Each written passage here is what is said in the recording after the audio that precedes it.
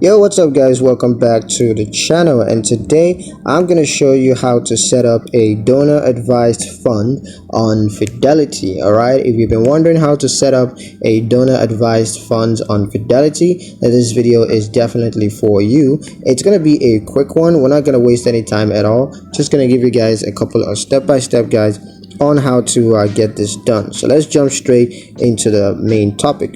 Now, the first thing you're going to do is to log into your Fidelity account. You can choose to log in on the mobile app, or you can choose to log in on the online website.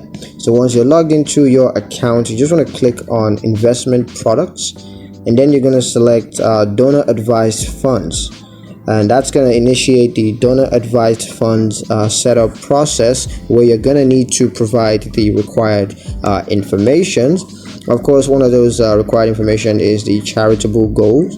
But once that's done, just want to choose the investment options, and then you're going to confirm the donor advised funds details. You got to make sure that your details are all accurate. And once that's submitted, the account will be set up, and here you can monitor the donor advised funds activities. So yeah, that's pretty much it on how to set up a Fidelity donor advised fund. I hope you guys liked the video. Hope you found the information useful enough.